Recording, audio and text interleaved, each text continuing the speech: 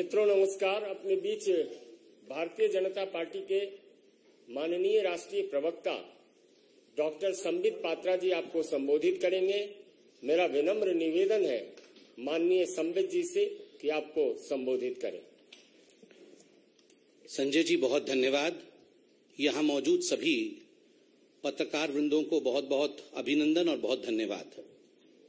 एक बहुत ही गंभीर विषय को लेकर भारतीय जनता पार्टी ने आज ये प्रेस कॉन्फ्रेंस बुलाया है और आप सभी जानते हैं गुजरात दंगे 2002 में जिस प्रकार से तत्कालीन मुख्यमंत्री गुजरात के और वर्तमान के हमारे प्रधानमंत्री माननीय मोदी जी को अपमानित और उन्हें बदनाम करने की चेष्टा उस समय की political party, ruling political party Congress ने जिस प्रकार का षड्यंत्र रच के किया था, समय के साथ धीरे धीरे परत दर परत सच्चाई सामने आ रही है।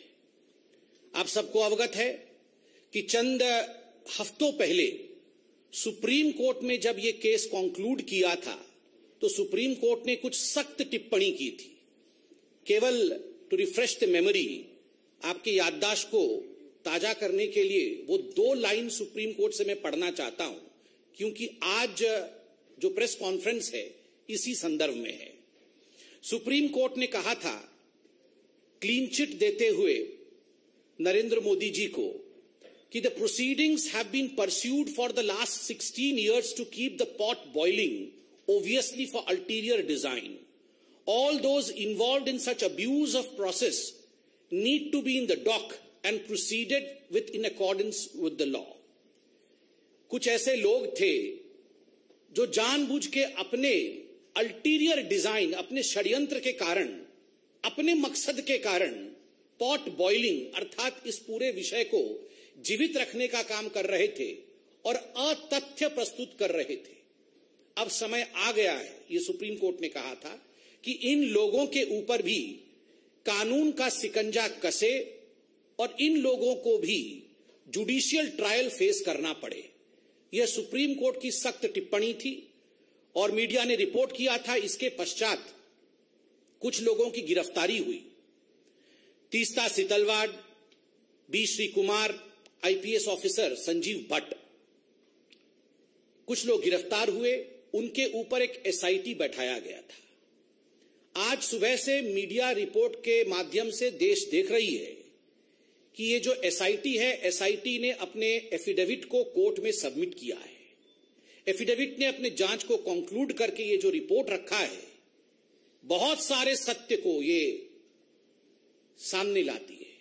It reveals shocking truth, shocking facts have come to the fore after the SIT report in front of the court. बहुत स्पष्ट रूप से यह एफिडेविट कहती है कि तीस्ता सितलवाड़ और उनके साथी, उनके सहयोगी जो काम कर रहे थे, वो मानवता के लिए काम नहीं कर रहे थे। वो एक पॉलिटिकल डिजाइन के साथ, एक पॉलिटिकल ऑब्जेक्टिव के साथ, एक राजनैतिक मंसूबे के साथ काम कर रहे थे। और उनका मंसूबा क्या था? उनका 2 टूक मंसूबा था। They had 2 objectives. ये 2 पॉलिटिकल ऑब्जेक्टिव्स क्या थे?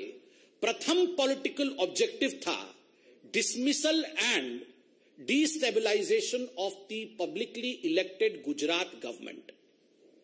उस समय जो राज्य की सरकार थी गुजरात में, किस प्रकार से उसे बर्खास्त किया जाए और उसे अस्थिर बनाया जाए, यह प्रथम राजनीतिक मनसा, यह प्रथम पॉलिटिकल ऑब्जेक्टिव तीस्ता सितलवाड़ और उनके मित्रों का था, उनके साथियों का था।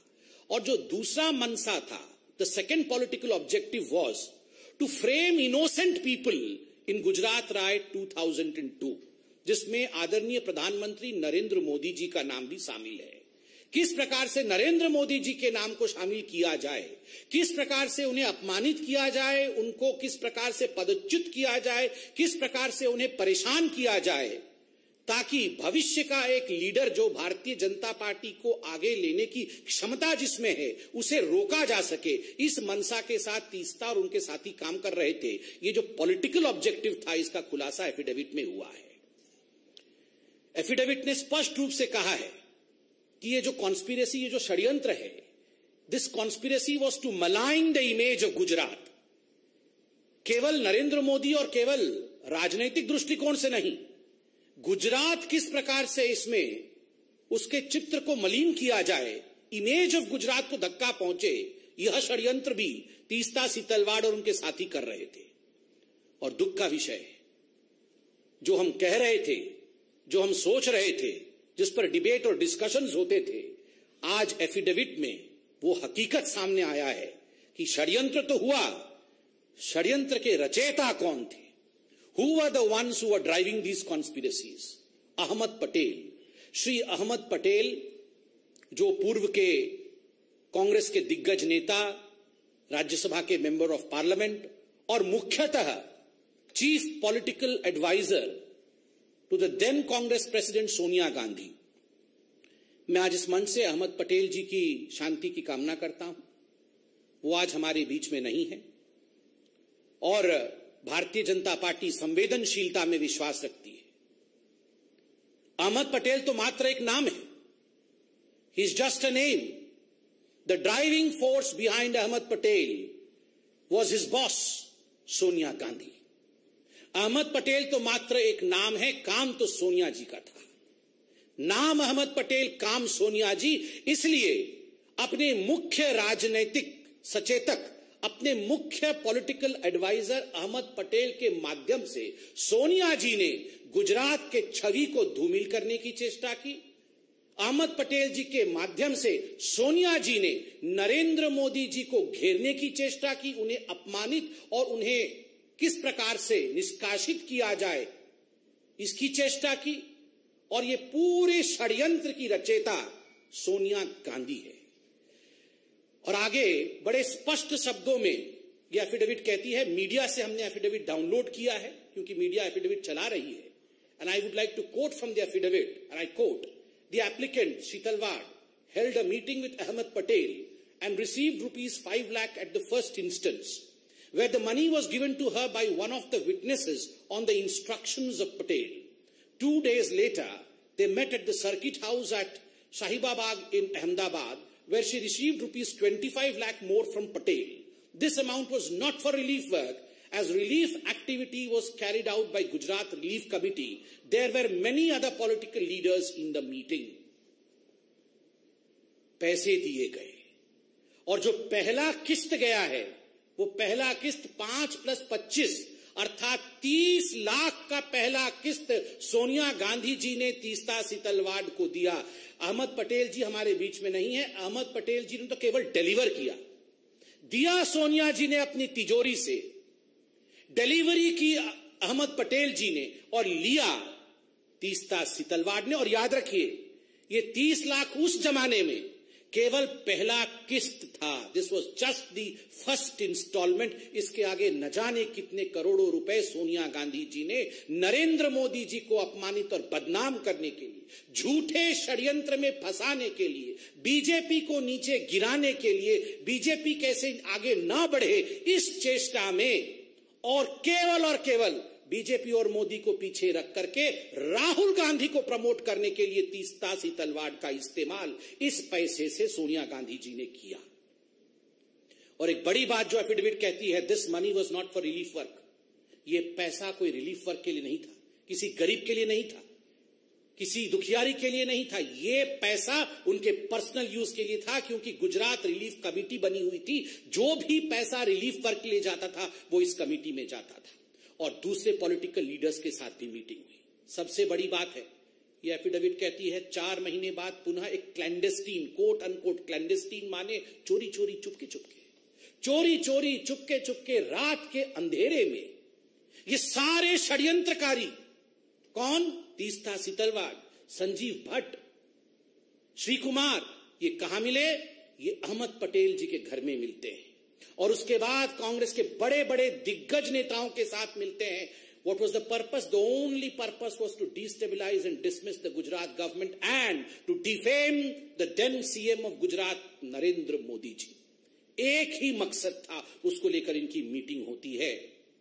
आज जो रिपोर्ट आए हैं वो दिल को दहला देते हैं कि ये सब जो षड्यंत्र कर रही थी, जो मैलिशियस काम कर रही थी तीस्ता सितलवाड़, इससे प्रसन्न होकर, अति प्रसन्न होकर सोनिया जी ने पद्मश्री दिया 2007 में तीस्ता सितलवाड़ को।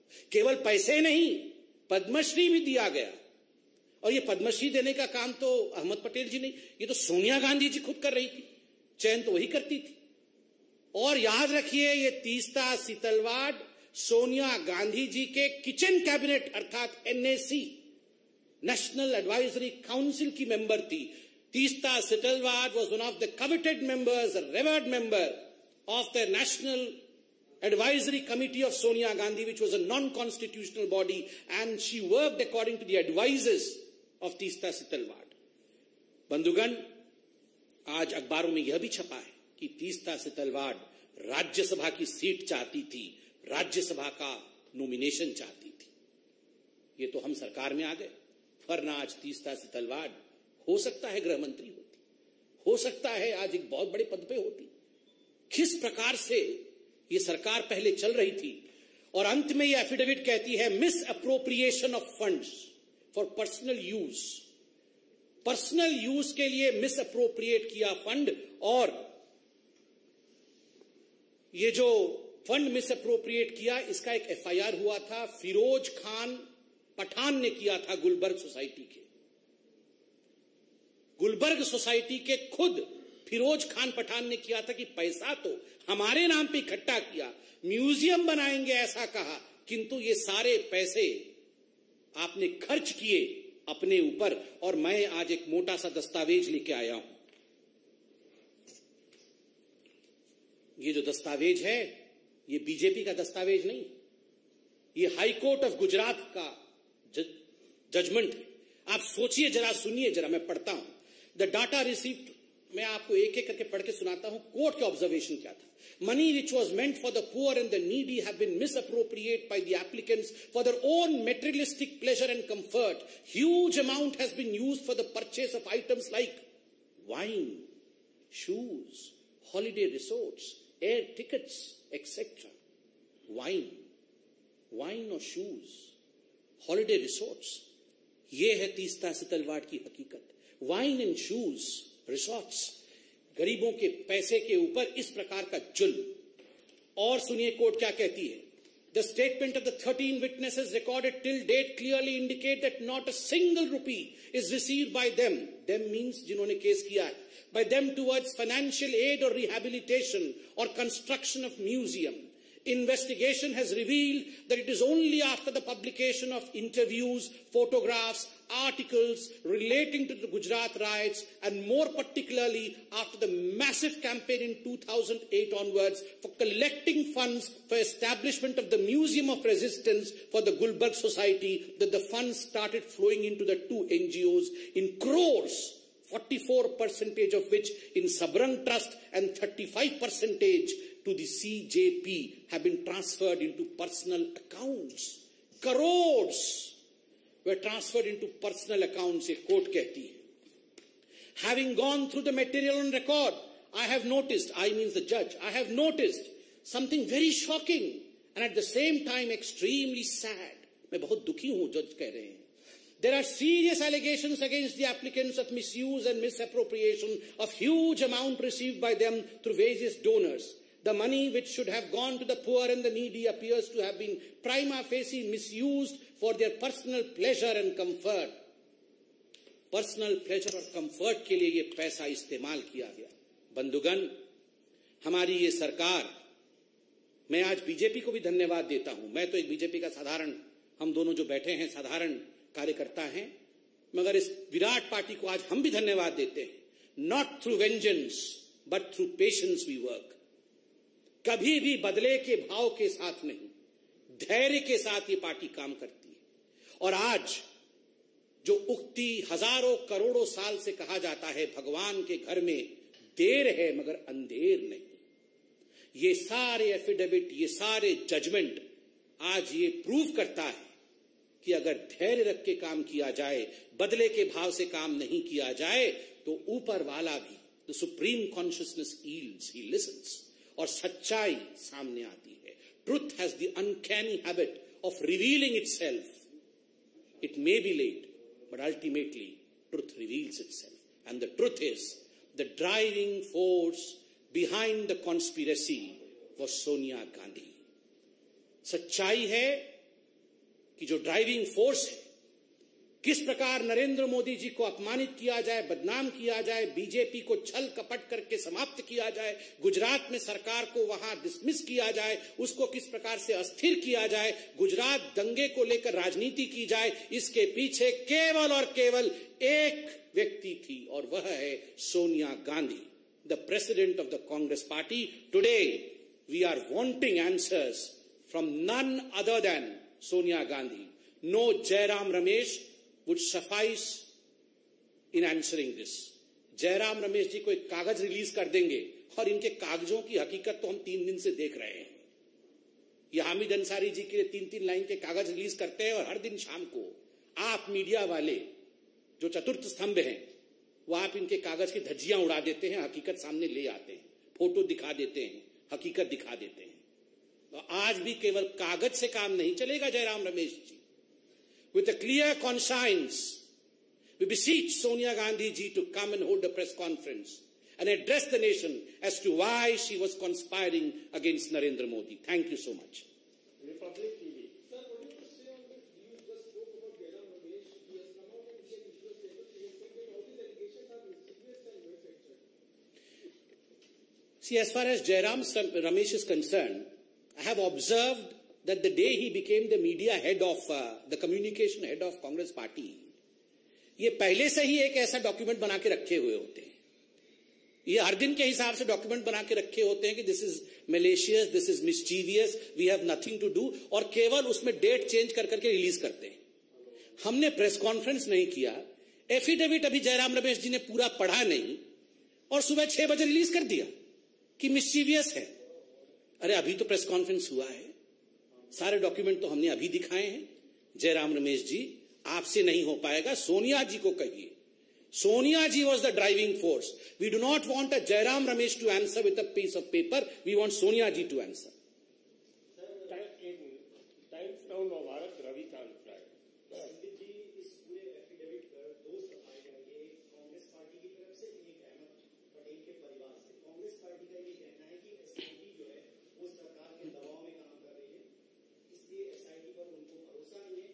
अहमद पटेल की फैमिली कर रही है कि जो व्यक्ति डिफेंड करने के इस दुनिया में नहीं है उसका भी इस्तेमाल गुजरात इलेक्शन के लिए किया जा रहा है, क्योंकि गुजरात में विधानसभा चुनाव. देखिए, पहला मैं उत्तर देता हूं जो आपका पहला प्रश्न था कांग्रेस पार्टी की सफाई को लेकर. मैंने अभी अंग्रेजी में भी कहा, मैं हिंदी में कहता हूं कि कांग्रेस पार्टी हर विषय पर यही उत्तर देती है कि ये दबाव की राजनीति हो रही है, एसआईटी दबाव में काम कर रही है. 2 हफ्ते पहले जब सुप्रीम कोर्ट ने जजमेंट दिया, सुप्रीम कोर्ट ने कहा keep the pot boiling for ulterior design. षड्यंत्रकारी पूरे इस षड्यंत्र में शामिल थे, तो क्या ये सुप्रीम कोर्ट दबाव में काम कर रही थी? कांग्रेस क्या कहना चाहती है? ये पूरा देश दबाव में काम करता है?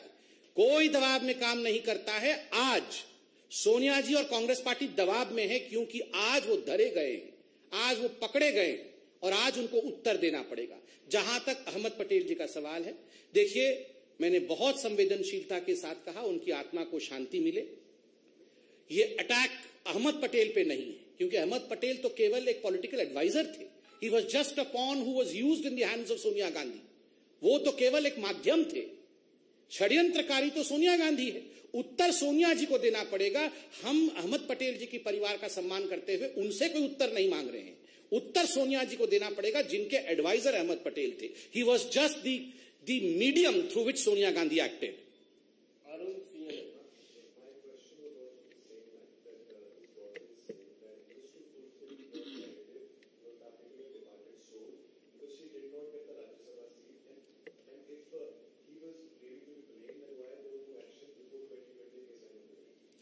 See, I have answered the 2 parts to it. As far as the last part is concerned, why no action against people? I have categorically stated and I have thanked the Bharatiya Janata Party that this party does not believe in vengeance. This party believes in fact. This party believes in patience.